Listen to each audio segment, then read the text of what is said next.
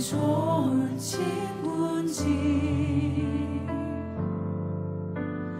걱정 근심 무거운지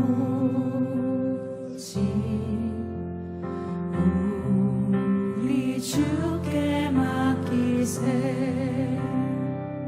시험 걱정 모든 시험 걱정 모든 괴로움 없는 사람 누군가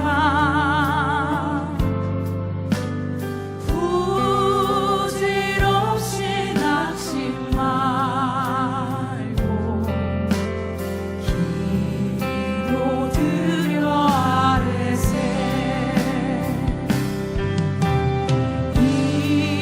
이런 진실하신 친구 찾아볼 수 있을까?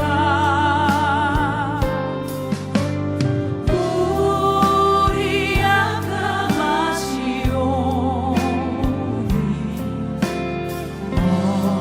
어찌 아니하리까? 이런 진실하신 친구 이런 진실하신 친구 찾아볼 수 있을까? 우리 약함하시오니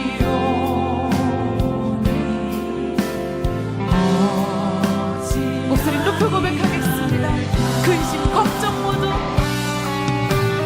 근심 걱정 무거운지 아니 진짜 누군가 피난처는 우리 예수 피난처는 우리 예수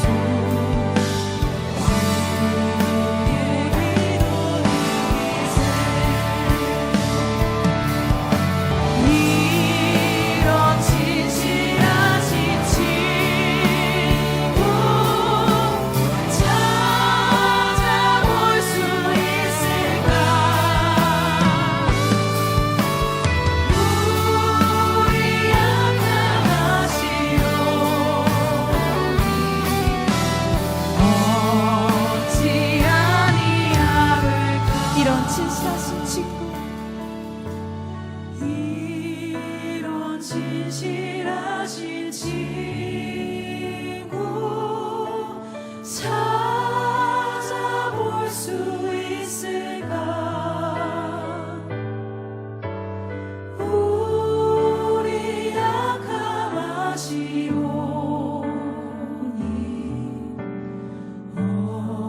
어찌 아니하리까? 우리 약함하시오니 우리 약함하시오니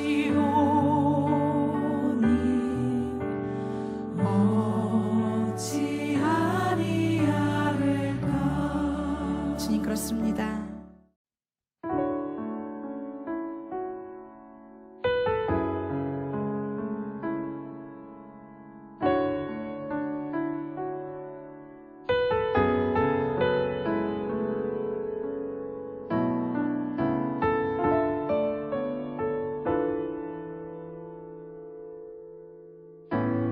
안개가 날 가리워 내 믿음 흔들리려 할 때 나 주님께 나아가네. 주님은 산 같아서 여전히 그 자리에 계셔. 눈을 들면 보이리라 날 위한 그 사랑. 주는 나의 도움이시며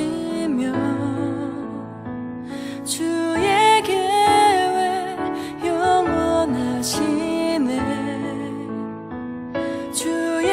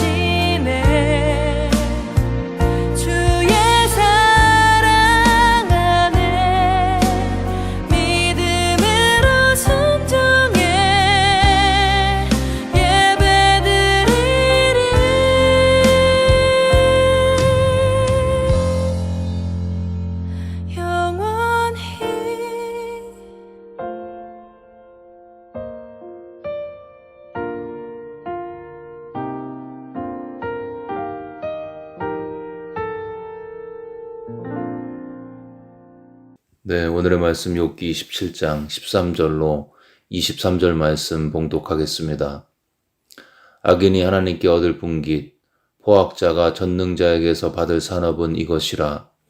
그의 자손은 번성하여도 칼을 위하며 그의 후손은 음식물로 배부르지 못할 것이며 그 남은 자들은 죽음의 병이 돌 때에 묻히리니 그들의 과부들이 울지 못할 것이며 그가 비록 은을 티끌같이 쌓고 의복을 진흙같이 준비할지라도 그가 준비한 것을 의인이 입을 것이요 그의 은은 죄 없는 자가 차지할 것이며 그가 지은 집은 좀의 집과 같고 파수꾼의 초막 같을 것이며 부자로 누려니와 다시는 그렇지 못할 것이요 눈을 뜬즉 아무것도 없으리라.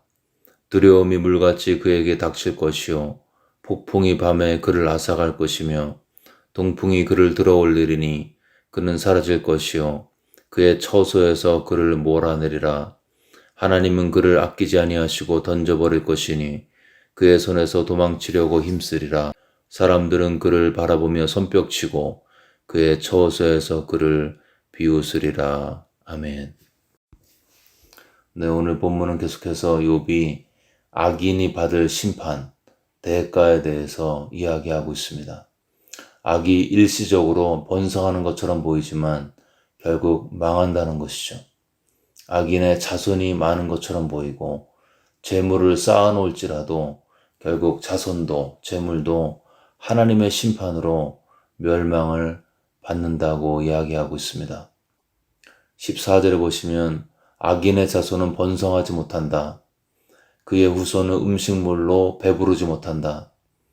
혹시 멸망해서 살아남아도 15절에 보시면 병으로 죽게 될 것이라고 하면서 악인의 자손에게 반드시 임할 파멸을 선포하고 있습니다. 재물도 마찬가지죠. 재물이 쌓이지만 그 재물을 본인이 쓰지 못하고 남이 사용하게 된다고 이야기하고 있습니다. 17절에 보시면 그가 준비한 것은 의인이 입을 것이고 그의 은은 죄 없는 자가 차지할 것이며 그러니까 노력은 내가 하고 노력의 열매는 타인에게 돌아간다는 것입니다. 그리고 20절부터는 이렇게 자손과 재물뿐만 아니라 그 사람의 개인의 심령 가운데 그 사람의 속사람 가운데 하나님의 심판이 임하는데 20절에 두려움이 물같이 그에게 닥칠 것이요 그 심령 가운데 두려움이 물처럼 임하게 된다. 여러분 홍수가 나면 물이 확 들어오죠. 예측하지 못하는 두려움이 갑자기 나의 심령을 지배한다는 심판이 있다는 것입니다. 우리가 아무리 좋은 일이 있고 산의 진미를 먹어도 마음의 근심과 두려움이 있으면 그게 나에게 무슨 소용이 있겠습니까? 이렇게 악인에게는 두려움과 불안이 늘 따라다닌다고 그러한 저주를 선포하고 있습니다. 그리고 마지막으로 이런 저주와 심판은 개인의 삶의 차원을 넘어서 타인과의 관계에도 드러난다고 이야기하고 있습니다. 23절을 보시면 사람들이 그를 바라보며 손뼉치고 그의 처소에서 그를 비웃으리라. 사람들이 악인에게 임하는 심판을 바라볼 때, 악인에게 임하는 불행을 바라볼 때 사람들이 웬만하면 불쌍히 여기고 긍휼히 여기겠죠. 그러나 악인에게 임하는 심판, 불행을 바라보면서 사람들이 좋아하고 박수를 친다는 것입니다. 관계 속에서의 저주도 임한다는 것입니다. 정리하면 악인에게는 객관적으로 봤을 때 자손과 재물의 저주가 임하고 또 그 개인의 심령에도 두려움이라는 심판이 임하고 또 주변 사람들과의 관계, 거기에도 완전한 단절이라는 저주와 심판이 있다고 선포하고 있습니다. 악인에게는 그의 삶, 그의 심령, 그의 관계에 총체적인 심판이 기다리고 있습니다. 이게 아멘이죠. 여러분, 악인에게는 심판이 있습니다. 그리고 우리가 그렇게 믿을 때 의로운 사람은 참된 안식을 얻습니다. 의로운 삶을 포기하지 않고 악인에 대한 심판에 대해서 내 삶의 에너지 낭비하지 않고 내가 하나님께서 부르신 이 의로운 삶을 끝까지 붙들어야겠다는 그런 삶의 동기가 계속 부여받게 되는 것이죠. 악인도 하나님께서 언젠가는 나를 심판하신다. 악인을 심판하신다. 이렇게 믿을 때 악을 절제하게 됩니다. 나의 반복적이고 은밀한 악은 반드시 하나님 앞에서 심판받는다. 이렇게 믿으면서 악을 계속 행할 강심장은 웬만해선 없습니다. 악을 행하면서도 다시 한 번 더 생각하게 되겠죠. 여러분, 현대 사회의 악은 심판자, 하나님을 버린 결과인 것입니다. 하나님을 버린, 심판자를 버린 개인과 사회는 악의 열매로 충만해지고 그로 인해 고통받게 되어 있습니다. 이것이 역사의 증언이고 개인의 간증인 것입니다. 심판자 하나님을 경외하는 개인, 그 사람의 삶에는 경건의 열매가 맺어지는 것입니다. 하나님을 두려워하는 사회, 그 사회에는 거룩의 열매를 맺게 되어 있습니다. 반대로 심판자 하나님에 대한 개념이 약해지고 하나님을 망각한 개인과 사회는 반드시 도덕적으로 타락합니다. 그래서 우리에게는 사회의 건강, 개인의 경건을 위해서 하나님의 심판에 대한 각성, 이 믿음이 반드시 필요한 것입니다. 여러분, 악에 대한 심판을 믿으시기를 축원합니다. 내가 의롭게 살고 있다면 이 메시지가 위로가 될 것이고, 내가 죄 가운데 살고 있다면 이 하나님의 심판에 대한 믿음의 메시지, 그것은 거룩한 두려움으로 나를 죄에서 떠나게 할 것입니다. 악에 대한 최후 심판을 믿으면서 끝까지 한눈 팔지 말고 의의 길로 걸어가시기를 주의 이름으로 축원합니다. 또 하나 보기 원하는 것은 우리가 진리의 말씀을 받을 때에 우리의 마음의 자세에 관계된 것입니다. 오늘 본문은 욥의 말로 추정되고 있습니다. 욥의 말이 맞다면 오늘은 본문에서 이 악인에 대한 일반적인 서술이기도 하지만 이 욥은 문맥으로 봤을 때 아마 악인을 마음에 생각하면서 자신을 공박하고 있는 친구들, 이 친구들을 아마 염두에 두고 말을 했을 것입니다. 즉 욥의 마음에는 일반적인 악인의 무리 플러스 자기를 정죄하고 있는 친구들, 악인 같은 친구들, 이 두 그룹을 염두에 두었겠죠. 그런데 어떤 학자들은 이 말이 소발의 말이라고 해석하기도 합니다. 두 가지 이유인데요. 첫 번째는 20장에서 소발이 했던 말하고 비슷한 주제가 27장 본문에 반복되고 있습니다. 또 하나는 엘리바스와 빌닷은 모두 3번씩 말했는데 이 소발만 3번째 말이 없습니다. 그래서 소발이 아마 재앙이 임하기 전에 욥의 번영과 자녀까지 잃은 욥의 현재 상황을 묘사한 것으로 그렇게 추정하기도 합니다. 어느 쪽이 맞든지 중요한 것은 이 말을 하고 있는 주체, 그것이 욥이건 소발이건 이 주체가 그 진리를 자기 자신이 아니라 남에게 적용하고 있다는 것이죠. 욥은 악인의 심판을 이야기하면서 이 심판의 메시지를 친구한테 적용하고 있습니다. 소발은 역시 악인의 심판을 이야기하면서 그것을 욥에게 적용하고 있죠.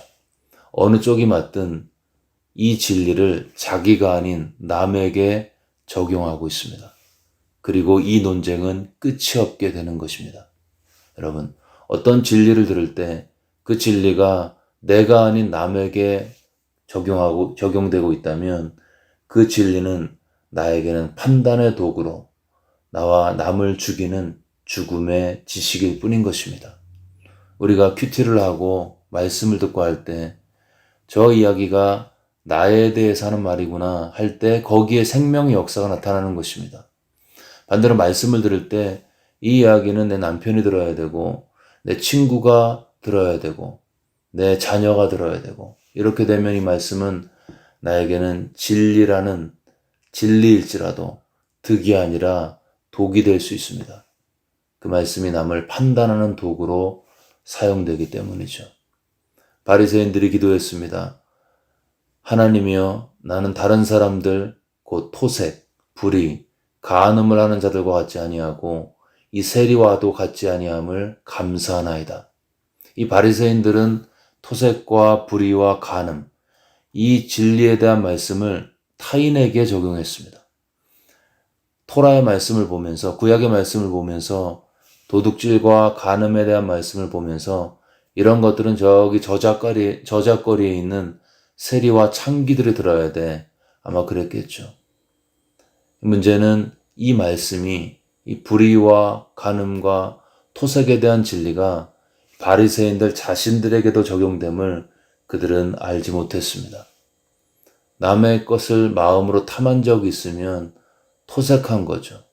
마음으로 형제를 미워했으면 불의한 것이고, 여자를 보고 마음에 음욕을 품었으면 간음한 것입니다. 근데 문제는 이들은 불의와 토색과 간음의 진리, 그것에 대한 심판의 진리를 읽고 들으면서 이것은 나 자신이 아닌 세리와 창기에게 적용되는 것이다. 이렇게 적용하고 묵상했습니다. 하나님의 말씀의 명령을 남의 행위에만 적용했지 자신의 마음에는 적용치 못했습니다. 그 결과 그들은 창기의 심판자가 되었는데 주님은 오히려 그들을 심판하고 있습니다. 세리와 창기가 바리새인들보다 의롭다 여김을 받고 내려왔다. 의로워 보이는 것은 바리새인들이었는데 이들은 하나님 앞에 세리와 창기의 의보다 못한 자들로 선포되었고 규정되었습니다. 그 이유가 무엇이었죠? 그들은 그 진리의 말씀을 다른 사람에게만 적용했고 자기 자신의 마음에 적용하지 못했습니다. 율법 교사에게 주님께서 말씀하셨죠. 화 있을진저 너희 율법 교사여, 지기 어려운 짐을 남에게 지우고 너희는 한 손가락도 이 짐에 대지 않는구나. 이 율법 교사들의 문제는 무엇이었습니까? 말씀의 어려운 짐을 남에게만 지우고 자기들은 아무것도 하지 않았습니다. 말씀을 남에게만 적용하라고 열심히 가르쳤지 자기 자신이 그 말씀을 부딪힌 적이 없었습니다. 예수님의 생명의 복음을 전하라는 말씀을 복음서에서 봤으면 내가 전해야겠다. 내가 복음을 증거해야겠다. 주님 복음을 전할 수 있는 마음을 주시고 힘을 주시고 기회를 주십시오. 이렇게 기도하면서 그런 마음이 들어야 되는데 왜 누구누구는 그렇게 믿음이 좋다고 하면서 전도도 하지 않지? 이렇게 남에게 말씀을 적용한 것입니다. 원수를 사랑하라 라는 예수님 말씀이 들려지면 내가 원수를 사랑하고 용서해야겠다. 이렇게 자기에게 적용해야 되는데 왜 내가 먼저 용서해야지? 이 말씀은 저 원수가 먼저 듣고 나한테 와서 먼저 사과하면 나도 용서할 텐데. 뭐죠? 말씀을 듣고 말씀을 읽고 말씀을 묵상할 때에 그 말씀을 내 심령에 그대로 부딪히지 않고 그 말씀을 남의 삶에만 적용한 것입니다. 여러분 그렇게 말씀을 대하면 나에게는 거의 유익이 없습니다. 말씀의 지식은 쌓이지만 내 영혼은 파리하게 고갈되게 되는 것입니다. 세리와 창기는 달랐습니다. 그들은 불의와 토색과 간음의 명령을 들을 때 그걸 자기에게 적용했습니다. 그래서 그들은 차마 얼굴을 들지 못하고 부복하면서 하늘의 하나님께 기도했습니다. 놀랍게도 이들은 의롭다함을 선포받았습니다. 비결이 뭐였습니까? 말씀을 그 심령 그대로 부딪혔던 것입니다. 불의와 토색과 간음의 진리의 메시지를 남에게만 적용했던 바리새인들은 정죄를 받았습니다. 말씀을 남에게만 부딪혔기 때문이죠.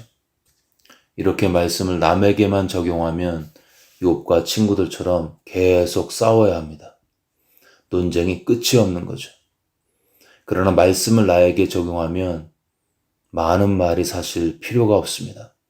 나로부터 시작되기 때문에, 나의 회개로부터 시작되기 때문에, 나의 변화로부터 시작되기 때문에 내가 치유가 되어지고 그 안에 성숙과 회복이 있고 내가 그렇게 바뀌면 다른 사람하고 논쟁할 거리가 점점 없어지게 되는 것입니다.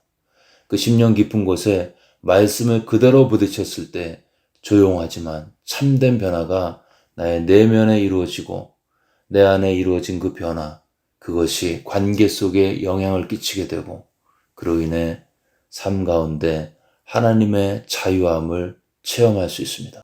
여러분, 우리는 지금 말씀을 들으면서 말씀을 묵상하면서 이 말씀을 누구에게 적용하고 있습니까? 권선징악에 반복되는 욥기의 메시지, 계속 우리가 큐티하고 있죠. 이러한 메시지를 들으면서 악을 행하고 있는 어떤 사람이 먼저 떠오릅니까? 아니면 내 삶에 악이 있는가? 라고 생각하면서 나를 먼저 살펴보고 있습니까? 여러분, 말씀을 대할 때 은혜 받는 비결이 있습니다. 지루해 보이는 말씀이 3D 입체처럼 보여지는 비결이 있습니다. 그것은 하나님께서 지금 내 앞에서 나에게, 나의 삶의 문맥에서 지금 이 특정 장소 시간에서 나에게 하시는 말씀으로 그대로 받는 것입니다. 그 말씀의 문맥에서 그대로 받을 때 내 삶 속에 말씀으로 인한 다루어짐이 있고 깨어짐이 있고 변화가 있고 성숙이 있게 되는 것입니다. 내 배우자나 내 자녀, 내 목원이 아닌 나에게 지금 주시는 말씀으로 받을 때 그 말씀은 나를 고치고 나를 격려하고 나를 새롭게 하는 진리의 능력의 말씀이 되는 것입니다. 이 아침에 예수님 앞에 앉아서 주님께 마음을 고정하고 시선을 고정하고 주님의 음성에 집중했던 마리아와 같이 주님께서 지금 나에게 말씀하시는구나. 이 메시지 속에서 나에게 주시는 주님의 음성이 있구나. 이런 믿음 안에서 말씀을 그대로 받으시고 그 말씀이 내 심령을 부딪혀서 내 삶 속에 진정한 치유와 회복을 경험하시기를 주의 이름으로 축원합니다. 아멘.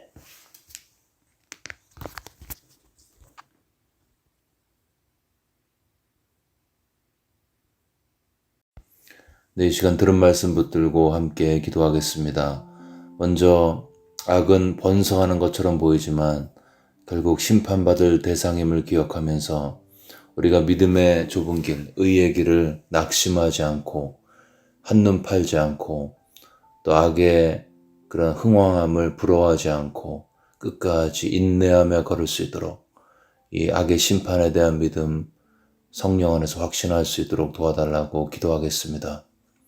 또한 진리의 메시지가 큐티나 설교를 통해서 전달될 때 그것을 내가 심령 가운데 그대로 부딪혀서 내가 먼저 변화되어지고 은혜 가운데 쓰임받을 수 있도록 들은 말씀 마음에 새기면서 함께 기도하겠습니다.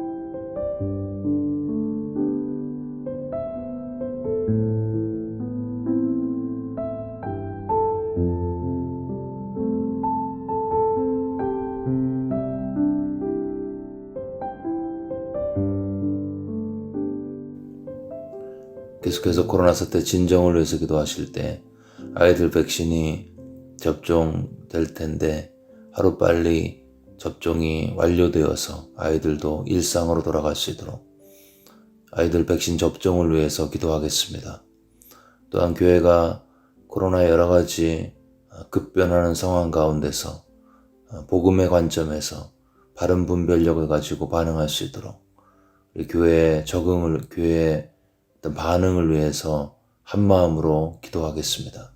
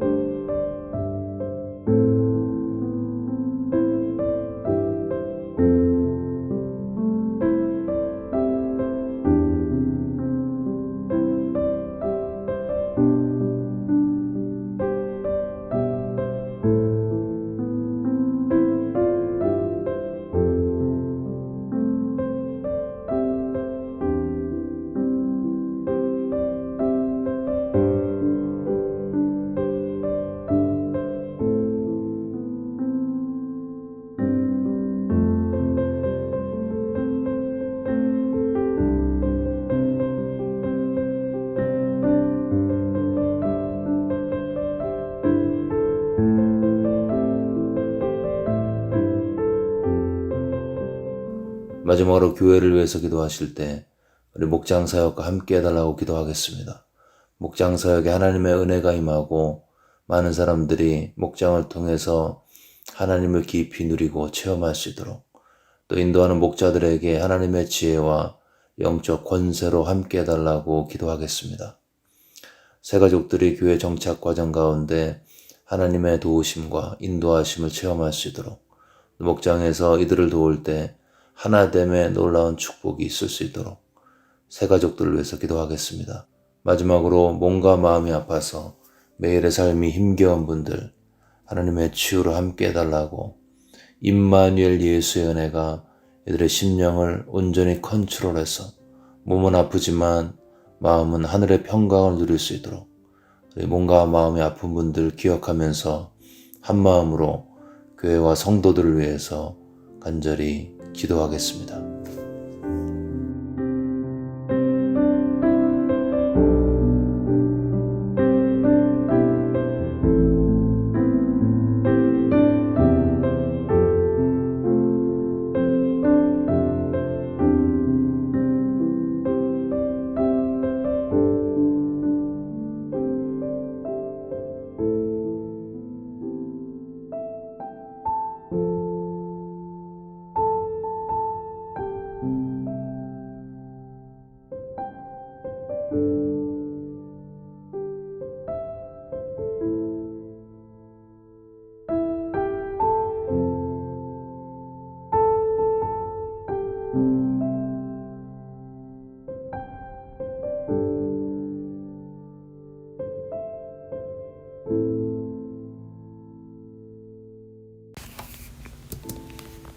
이제 다 같이 마음을 모아서 주기도문을 주님께 올리겠습니다. 하늘에 계신 우리 아버지여, 이름이 거룩히 여김을 받으시오며 나라가 임하옵시며 뜻이 하늘에서 이루어진 것 같이 땅에서도 이루어지이다. 오늘 우리에게 일용할 양식을 주시옵고 우리가 우리에게 죄 지은 자를 사하여 준 것 같이 우리의 죄를 사하여 주시옵고 우리를 시험에 들게 하지 마시옵고 다만 악에서 구하시옵소서. 나라와 권세와 영광이 아버지께 영원히 있사옵나이다. 아멘.